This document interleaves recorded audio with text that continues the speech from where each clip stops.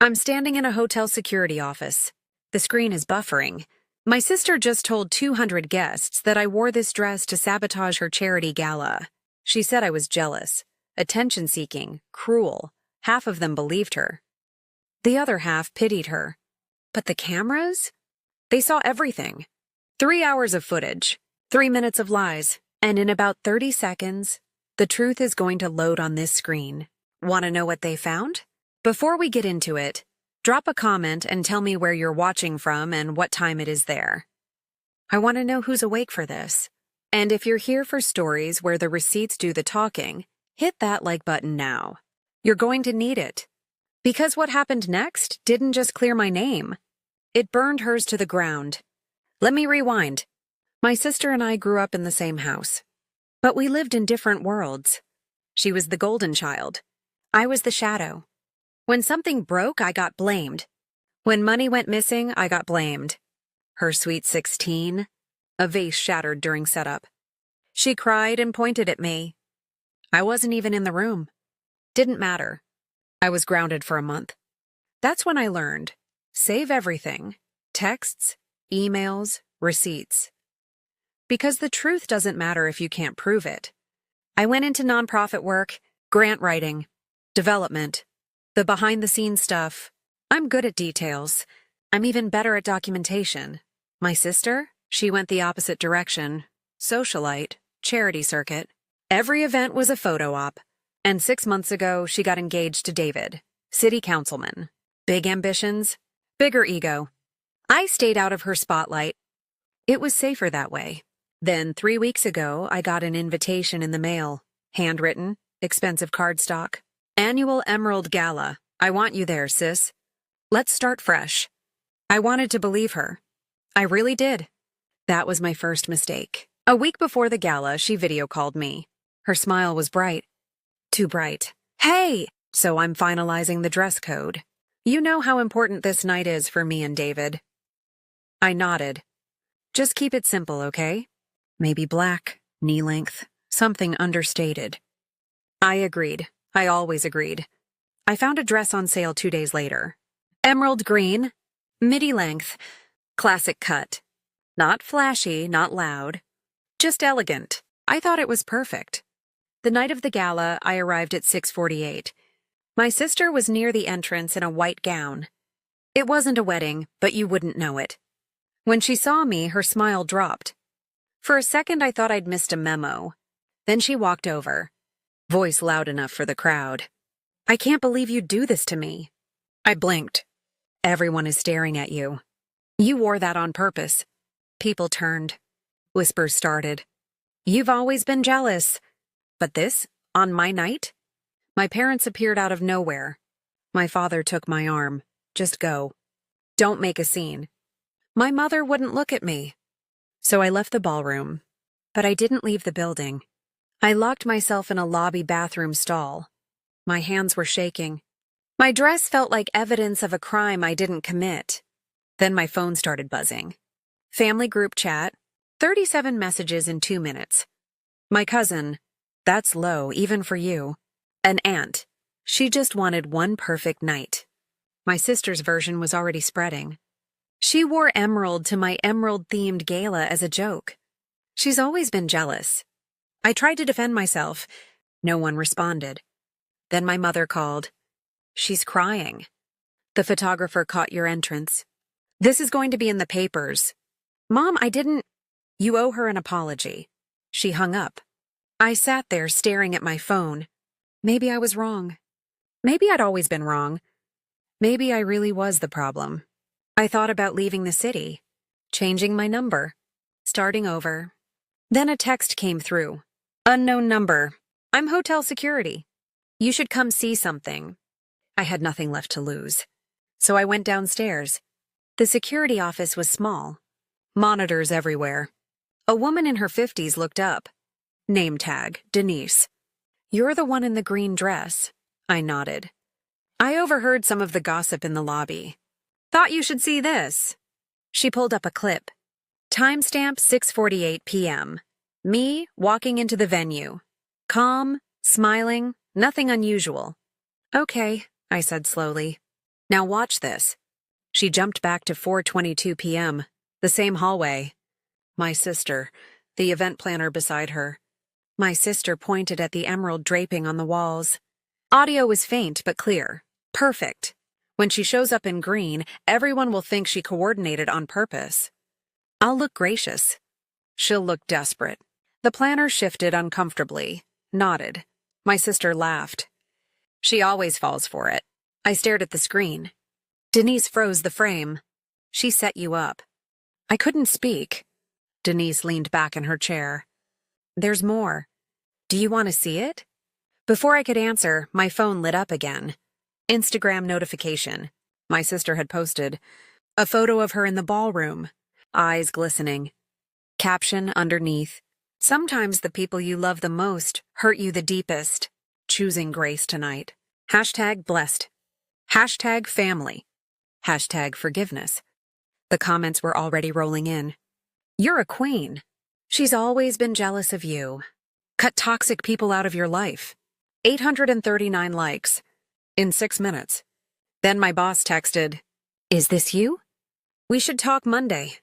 I felt my stomach drop. My boss used to be an investigative journalist. She doesn't ask questions lightly. Another call. My father. I didn't pick up. He left a voicemail. Fix this. Publicly. Or don't come to Christmas. I mean it. Denise watched me. You gonna let her get away with it? I looked at the frozen image on the screen. My sister's smile. The planner's uncomfortable nod. I didn't answer. Not yet. Denise pulled up another file. This one's from the mezzanine camera. Timestamp 6:52 p.m. 4 minutes after I'd arrived. My sister near the lobby corridor. The photographer beside her. She pulled something out of her purse. Cash. She handed it to him. The audio was crystal clear. Get a shot of her when I'm in the frame looking upset. I need the contrast. Make it look natural. He pocketed the bills. Got it. Make me look hurt. Her oblivious. I recognize that photo. It was the one currently going viral on Instagram. The one with 839 likes. Denise tapped the screen. She paid him $200. We found the envelope in the trash later. I stared at the frozen image. My sister, the cash. The photographer's nod. Every piece of her story was a lie. And she'd paid someone to sell it. I looked at Denise. Can I get copies of this? She smiled. Already burned you a drive. Denise wasn't done. There's one more you need to see. She opened a third file. Stairwell camera. Timestamp 5:10 p.m. My sister, alone on her phone. A man's voice came through. Angry. The audit story drops Monday. We need cover, babe. David. My sister leaned against the wall. I'll handle my family. She's the perfect distraction. You sure? No one will ask about your donor audit if they're talking about her. I'll give them a sister drama. They'll eat it up. She laughed. She'll never see it coming. She never does. The call ended. She checked her lipstick in a compact mirror and walked back upstairs. I sat back in the chair. It wasn't about the dress. It wasn't about jealousy. I was a story she sold to bury his scandal. A disposable headline. Denise ejected the USB drive and handed it to me. I took it. Now I understood. And I knew exactly what I had to do. I thanked Denise and left the security office. It was nearly midnight. The gala was still going upstairs. I sat in the hotel lobby and made 3 calls. First, my boss. She picked up on the second ring. I need a witness tomorrow. 9 a.m. And someone who knows how to record clean audio. She didn't hesitate. I'll be there. Second, the event planner. I kept my voice calm. Did my sister threaten you? Silence. Then, quietly, yes. Do you have texts? Yes. Bring them tomorrow. Hotel conference room, 9 a.m., she agreed. Third, the venue manager. There's been a dispute tonight. I'd like to resolve it professionally. Can we meet in the morning? He checked the policy. When reputational harm is alleged, the venue can call a review.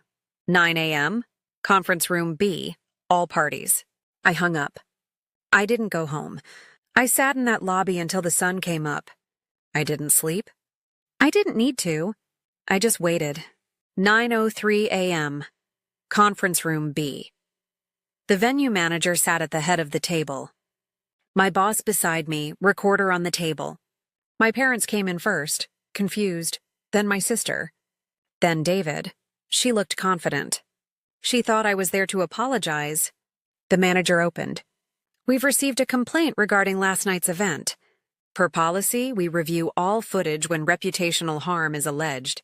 Let's watch together. My sister's face changed. He pressed play. First clip, 4:22 p.m. My sister and the event planner. The emerald draping. Her voice. When she shows up in green, everyone will think she coordinated on purpose. My mother gasped. My father went still. Second clip. 6:52 p.m., the cash handoff. The photographer. Make me look hurt. Her, oblivious.